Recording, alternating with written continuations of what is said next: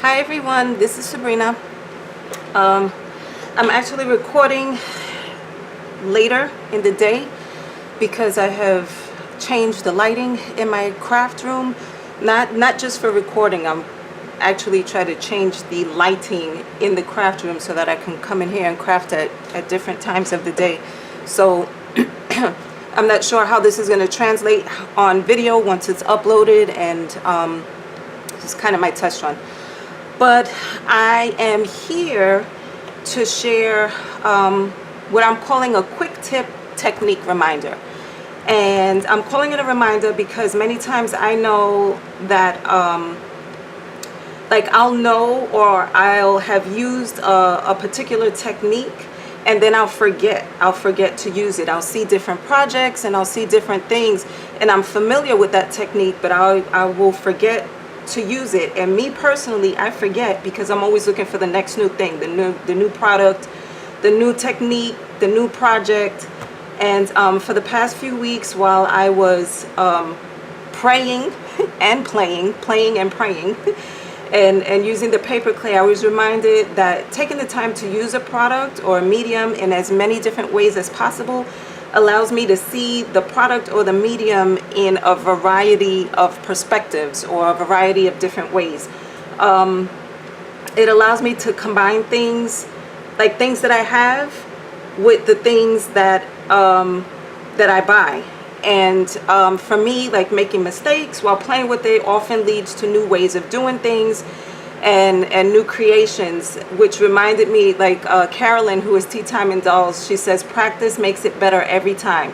And I agree. I like to say that practice makes progress. So also, I'm trying to think of what I wanted to say. I'm trying to make my point. I think that many times when crafters see projects, they're already familiar with a lot of techniques that are used, and we just forget that we could apply those techniques to different products and different projects. So with that being said, this is one of those super simple ideas to stretch your dies that I think, I'm almost sure you already know. When I buy a die, typically I'm cutting paper. I will cut, hold on a second.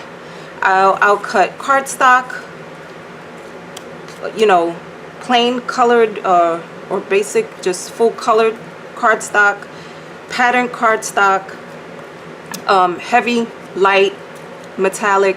I tend to cut paper. To really stretch your dies out though, cut as many surfaces or materials as possible. I think about the Cricut, and the Cricut, you know, cuts so many different types of substrates. Our dies cut a lot of things too. I chose a die that I deliberately wasn't too fond of because when I first cut this die, I was like, you know, I wasn't thrilled. I was like, meh, maybe the gold one. I kind of liked the gold one. So I chose a die that I wasn't especially fond of. And I cut it out of everything I had. So I cut it out of, let me see, I didn't bring a paper. I'm trying to see. I don't know if you could see it well. I cut it out of glitter paper. Of course, you know, another pattern paper. Let me get a sheet. Let's see. So this is the glitter paper. I cut it out of craft paper, which honestly I think is one of my favorites now. The craft paper I cut it out of colored craft cardstock. I cut it out of this is like cereal weight chipboard. And then I went into my specialty papers. So this here is cork, and it's actually it's adhesive cork. And then these the specialty papers that I like to buy, that we all, I think, like to buy at Hobby Lobby and Michael's, you know, the single sheets of the specialty paper of vellum, this canvas back paper. So that's what this is. This is that specialty glam paper. That's the vellum. I cut it out of felt, which for me, I'm a texture person. So the glitter paper and the cork and the felt really appeal to me. I cut it out of foam, which of course cutting it out of all of these different materials, you can then combine and see, you know, which ones look good to combine. So like the vellum on the foam would make it, you know, would give it some dimension, and you can still see the color of the foam behind the vellum. I cut it out of, this is foil paper, and let me see if I can do this. I got something else that I'm working on, and I've tried to use pieces that I would actually use. So this is adhesive foil, so you pretty much can use it as a sticker. I'm gonna kind of tuck it under here, and then you can just stick it down. And I didn't position that correctly. I'm just gonna go like that, and that's just so that you can see. So that's the adhesive foil.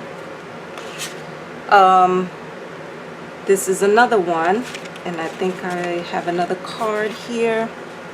I don't remember where I wanted to put this one. So this here, this is vellum.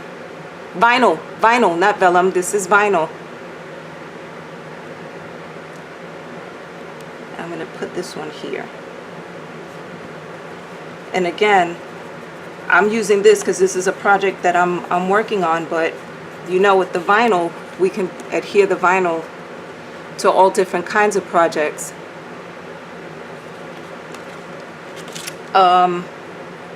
As I said, that's the canvas paper that I love so much. These here are these ribbon, I always say it wrong, is it fall?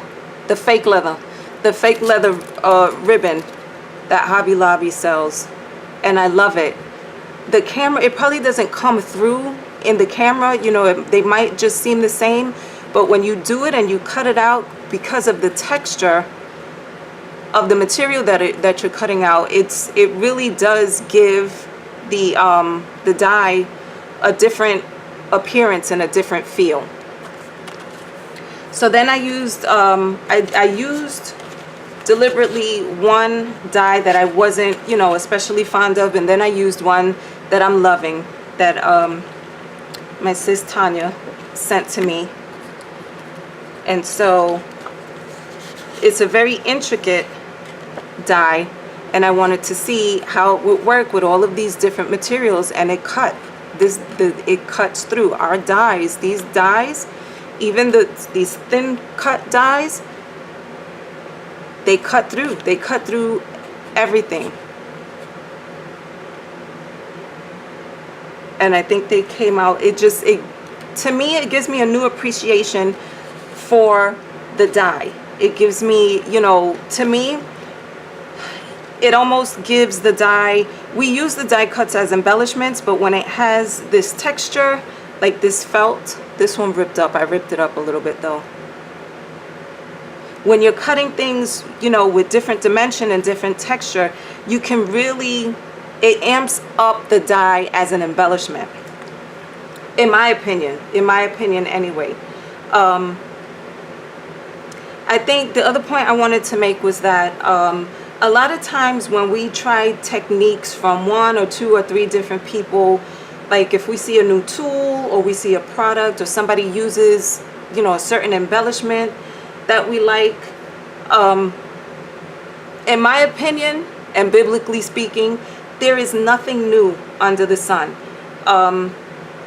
It's the way we take these different techniques and apply them to our way of crafting that makes our creations unique. So I'm just gonna suggest that when recreating something that you've seen somebody else make, try to put your own twist on it. Cut it out of, use the die and cut it out of a different material. Try adding a different embellishment. Use a different color. Use a different medium. Remove something from the project that they put on theirs. Leave it out of yours. And then share what it is that you've made and share how you've changed it. I really do believe, I say it like a joke, but I do believe that sharing is caring. I really do.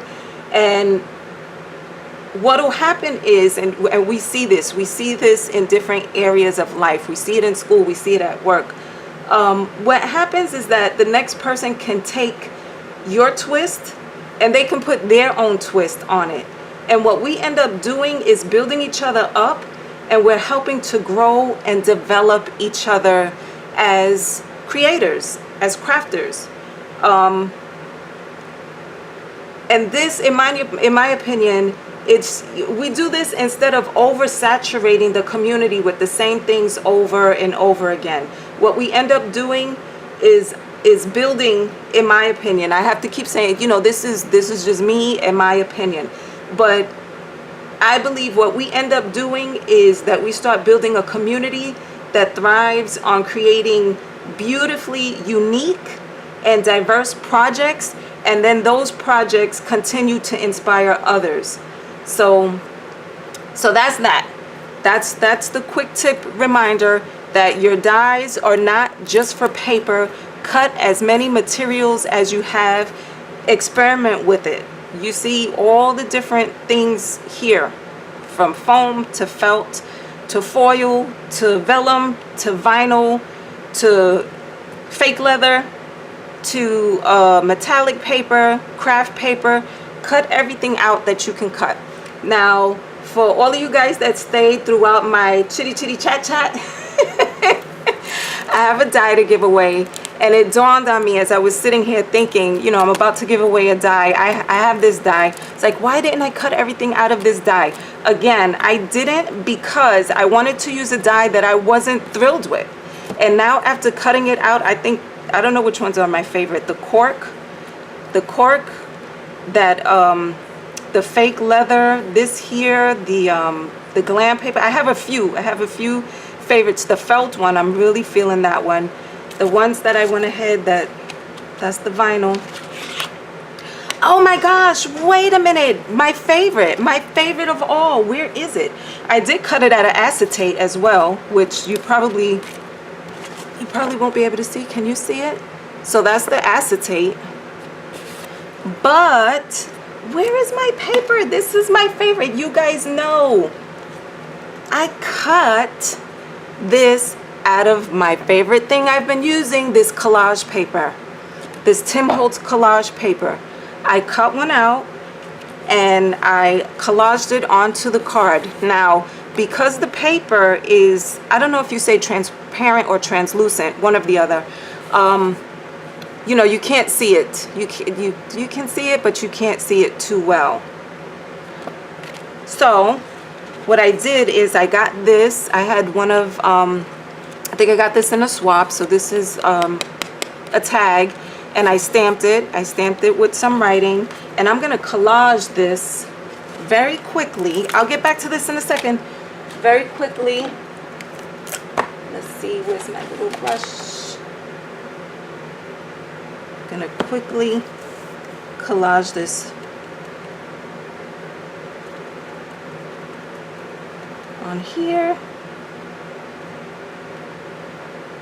I love this collage paper. I know I say it and I say it, but I really do, because you can do so many things with it. And I think I'm gonna come back again. I misplaced it and it's hanging over. I think I'll come back and do a video of all the different things that I've done with this collage paper, because I love it so much. And again, the paper, once it's on, it's transparent. I got something on there.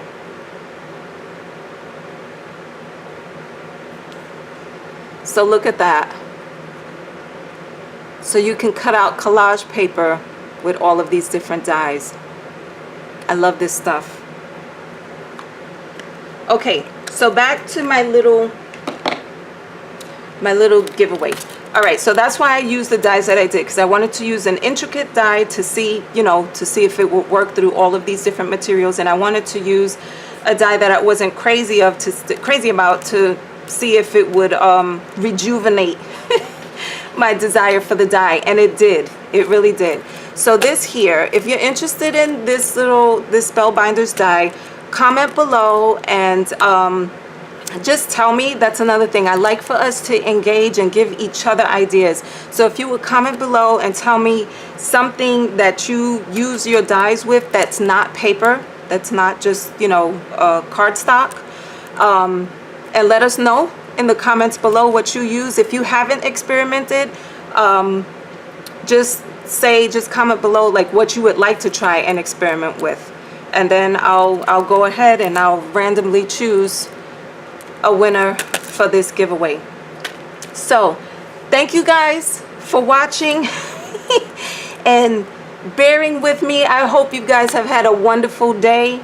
Go cut your dies, use your dies and cut everything that you have, and then come back and share it with us so that, you know, we can get further ideas. Again, thank you for watching. Okay, I have to remember to chitty chat. I tell you, I'm sorry guys. Like the video if you like it. Subscribe, share it, please. I'd appreciate it. God bless you all, and I'll talk to you again later. Bye.